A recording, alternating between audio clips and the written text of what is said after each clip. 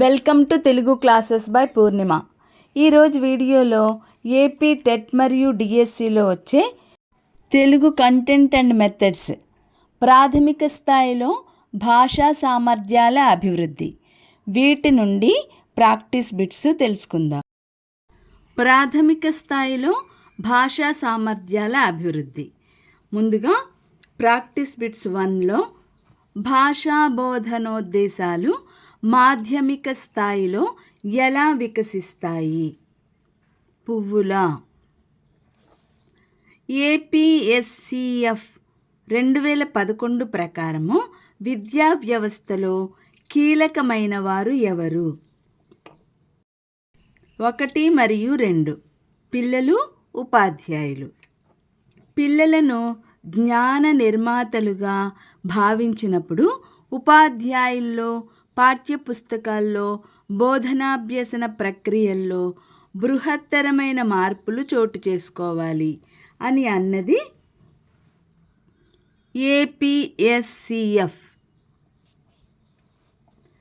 పిల్లల భాష వాళ్ళు చేసే పనులకు, వాళ్ళ పరిధిలోకి వచ్చే జీవిత సన్నివేశాలకు మధ్య సన్నిహిత సంబంధం ఉంటుంది అన్నవారు కృష్ణకుమార్.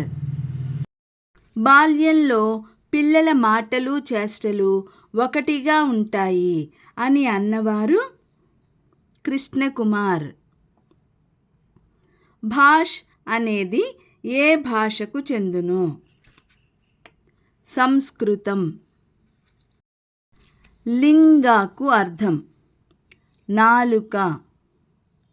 భాషకు మూలం ధ్వని. భాషణానికి మూలం ధ్వని. లేఖనానికి మూలం వర్ణం. భాషకు ప్రాణం భావం. మాతృభాషకు సంబంధించి ప్రాథమిక దశ విద్యార్థులకు ముఖ్య లక్ష్యాలెన్ని? 4. భాషా నైపుణ్యాలకు సంబంధించనిది. భావగ్రహణకు మాత్రమే తోడ్పడేవి. అతి సులువైన నైపుణ్యం శ్రవణం. కష్టమైన నైపుణ్యం లేఖనం. ప్రయత్నపూర్వకంగా అలవడే నైపుణ్యం పఠనం. నిత్య వ్యవహారంలో ఎక్కువగా తోడ్పడే నైపుణ్యం భాషణం. ధ్వనితో కూడిన నైపుణ్యంకు చెందినది 1 మరియు 2 శ్రవణం, భాషణం.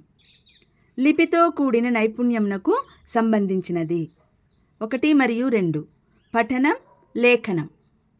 భావగ్రహణ నైపుణ్యంకు చెందినది 1 మరియు 3 శ్రవణం, పఠనం. భావ వ్యక్తీకరణ నైపుణ్యంకు చెందినది 1 మరియు 2 భాషణం, లేఖనం. అత్యంత సాంఘిక ప్రయోజనం కలిగిన నైపుణ్యం ఏది? భాషణం. సునిశిత శ్రవణంకు తోడ్పడేది కుటుంబం.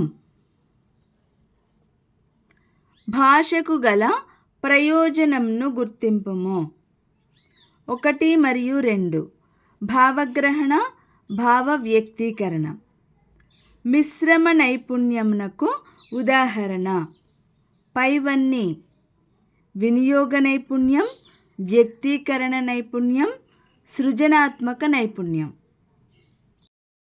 భాషా నైపుణ్యాల అమరికలో దాగి ఉన్న మనోవిజ్ఞాన సూత్రం 1 and 2 1 మరియు 2 easy to difficult, known to unknown. భాషాభ్యసనంలో ప్రధాన నైపుణ్యంను గుర్తించుము. శ్రవణం.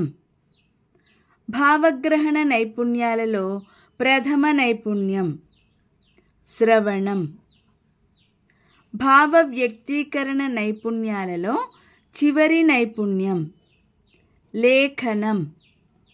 శ్రవణ నైపుణ్యమునకు చెందనిది, ప్రయత్నపూర్వకమైనది.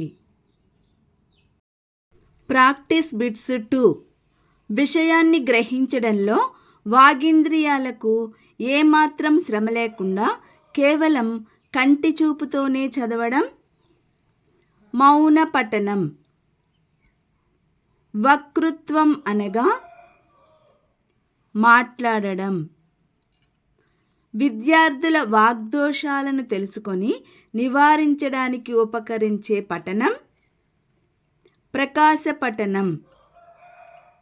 శ్రవణగోచరాలైన భాషాధ్వనులను అక్షిగోచరాలుగా లిపి రూపంలో రాయడం లేఖనం. అక్షరాలలో ఒకే పోలిక గల అక్షరాలను కొన్ని వర్గాలుగా విభజించి నేర్పే పద్ధతి నవానాక్షర పద్ధతి. శ్రోతలు అనుసరించేంత వేగంగా మాట్లాడడం వేగోచ్చారణ. ఉక్తలేఖనం ప్రయోజనం. నిర్దిష్టమైన లేఖనం అలవడుతుంది.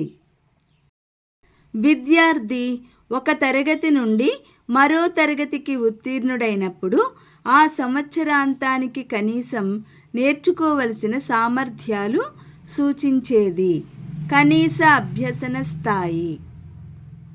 మాట్లాడేటప్పుడు మొదట బాగా వినబడేటట్లు ప్రారంభించిన చివరకు పోయే కొద్దీ స్వరాన్ని తగ్గించి శ్రోతకు వినపడకుండా మాట్లాడడం సమస్వర రాహిత్యం. వాగ్రూపంలో ఉన్న భాషకు లిపిని కల్పించడం లేఖనం. తక్కువ సమయంలో ఎక్కువ జ్ఞానాన్ని సంపాదించడానికి విస్తార పఠనానికి దోహదపడేది. మౌన పఠనం. అక్షర పద్ధతికి మరో పేరు వర్ణ సమామ్నాయ పద్ధతి. ఆధునిక విద్యావేత్తల ప్రకారం విద్యార్థులకు పఠనం నేర్పడానికి మేలైన పద్ధతి వాక్య పద్ధతి. ఉక్త రచనకు మరొక పేరు వక్తృత్వం. శబ్దార్థాలను స్థూలంగా గ్రహిస్తూ జరిపే పఠన విధానం విస్తార పఠనం. వాగింద్రియాలకు శ్రమ కలిగించక కేవలం కంటితో మనస్సులో చదువుకోవడం మౌన పఠనం. రీతి, సమత, స్పష్టం, వేగం అను లక్షణాలుండవలసిన భాషా నైపుణ్యం లేఖనం. ప్రాచీనాక్షర పద్ధతి, నవీనాక్షర పద్ధతి అనునవి ఉపయోగపడు సందర్భం పఠన బోధన. భాషా బోధన ప్రారంభ చర్య వాచిక చర్య. శ్రవణగోచరాలైన భాషాధ్వనులను దృశ్యమానం చేయడమే లేఖనం. విషయ పరిజ్ఞాన లోపం, అవగాహన లోపం వల్ల విద్యార్థుల రాతల్లో సంభవించే దోషాలు భావదోషాలు.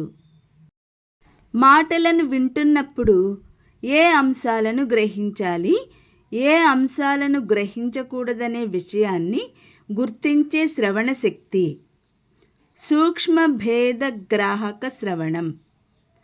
విద్యార్థి ఒక్క గుక్కలో అర్థవంతంగా పలుకగలిగే పద సముదాయం పలుకుమేర. మన దేశంలో సాంప్రదాయికంగా వస్తున్న ప్రాచీన బోధన పద్ధతి అక్షర పద్ధతి.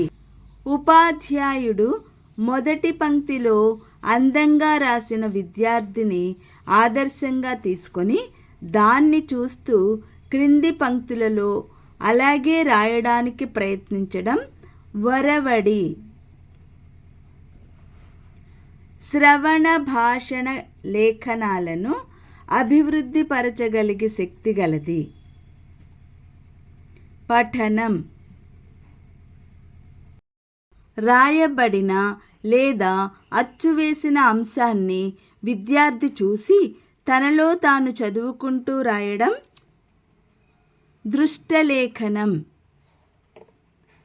తక్కువ కాలంలో ఎక్కువ పఠనాన్ని సాగించడం విస్తారలేఖనం.